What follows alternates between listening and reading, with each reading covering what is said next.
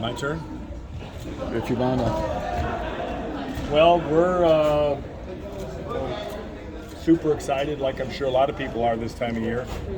We think we've got a really good crew, and I think the theme here is just progression. I think we've progressed. It's hard to believe that this is Coach St. John and Coach Metcalf and I are entering our 6th year at Iowa State. Time flies when you're having fun, right? And this has been fun and continues to be fun, and I think we've got a chance to have a really fun year. So with that, I'll let you guys talk to me.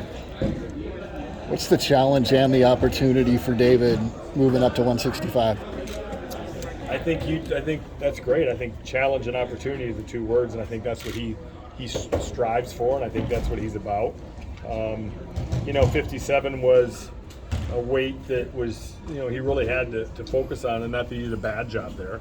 It wasn't the difference in him winning or losing and when he won and when he lost. It was just work, and I think with David's personality, and just to be quite honest, is when you have that kind of skill, you have the luxury of picking whatever weight you want. And he picked 165 this year, and that is really what it boils down to. Was he decided, I'm going to focus on eating, and I might not ever get more than 7 or 8 pounds overweight, but that's fine with me, and that's where I want to compete at. So I know he'll be ready to go. I know it's a good weight. I know it's a deep weight, and I think that makes it even more exciting.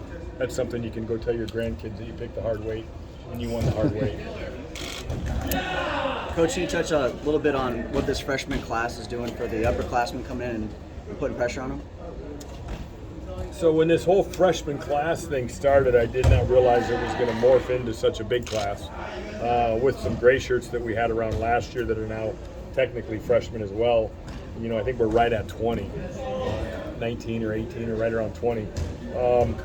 So there's strength in numbers, and these guys happen to be also pretty darn good wrestlers.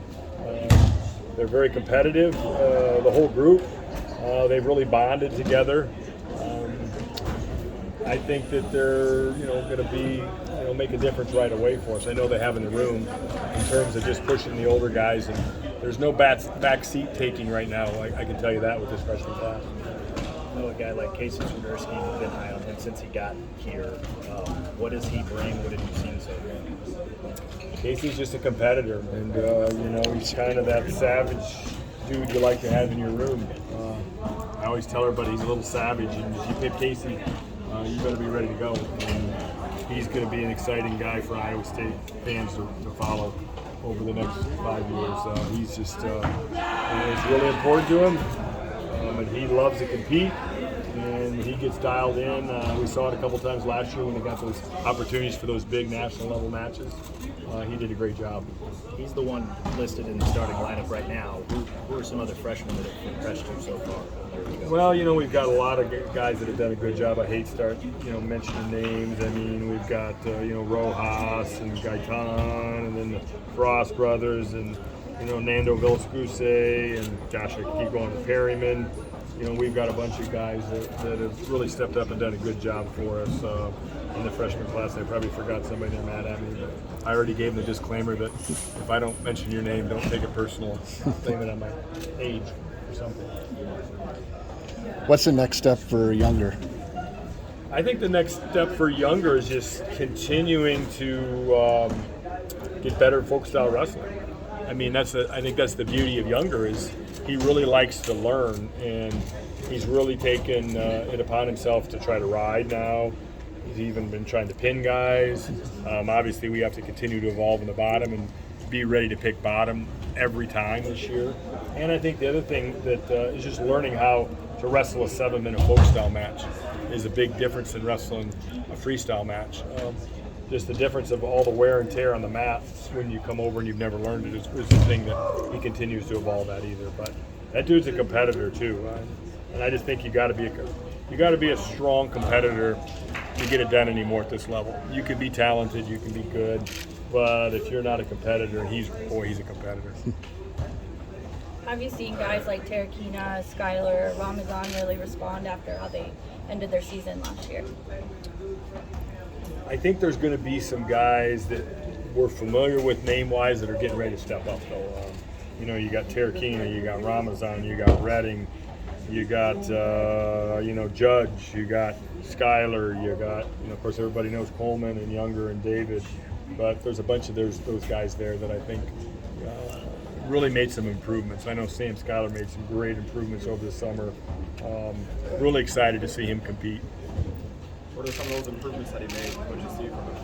Well, I think we always knew there was a good wrestler in there. I think more than anything with Sam was just getting to believe in himself. For a guy that is big and strong as he is, he's got to get himself on his side, if that makes sense. He's got to become a bigger fan of himself. So I'm trying to get him a whole lot cockier. That's my goal, is to get him really cocky this year. Once we get a cocky Sam, we're going to have a really good guy. So 65 was a little bit of a revolving door last year. This year with David there, 57 could potentially be that weight, or who do you expect to make it? Tell you what, we've got a lot of guys right now at 57 that are obviously going to 57 that are really looking good in the room. I mean, we've got, Judge obviously is probably the slight favorite, but we got a transfer in last year from Campbell. Jason Kreiser's really been looking good. We got this kid that transferred in, Huddleston, from a small college in Missouri that's really, I feel, improved a lot. We got the Stotts kid from Des Moines that's always been in there. So 57 Wrestleoff's going to be a doozy. Don't have any predictions there. Zero. Coach, very successful dual season last year.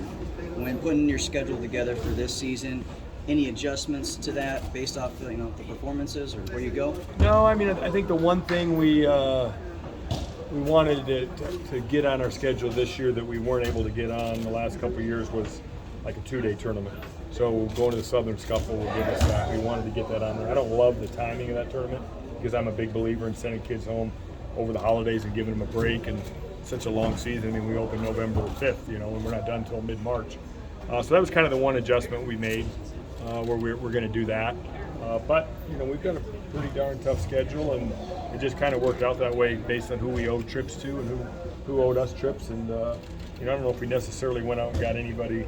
Well, besides going to the Florida and the New Orleans thing, that definitely is going to step up our schedule. I mean, looks like right now we're set to wrestle Wisconsin on the first Saturday night in November, and I think I just saw rankings out that we're 9 or they're 9 and we're 10 or something. So right away out of the gate, we're going to get a top 10 match. The timing of the New Orleans trip and then the Scuffle, is that going to, it might be too early, but impact who might go to what, or if you send the 18 to the Scuffle? Absolutely. We'll have to make some, we'll see where guys are weight-wise, health-wise. I don't see us taking 10 starters to the Southern Scuffle. I would like to. That would be my goal. But just in terms of resting and seeing how guys respond and how young guys, we're going to have a couple young guys in there, how they do with their weight and stuff like that. We'll see where it's at. But that's the goal. Broderson's the guy that you have listed at 74. I know he did the freestyle thing last spring. What have you kind of seen? No, and that's a guy that when I mentioned all those names, that was a guy that I forgot. Julian did a great job in the offseason. He did a lot of freestyle. He spent some time in Colorado Springs.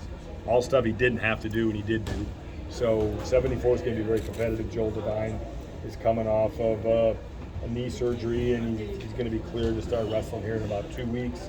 So we'll probably hold him out of the first wrestle-off, but he'll be in contention for that weight really soon as well. By the time we get to December, he'll be back at full steam ahead.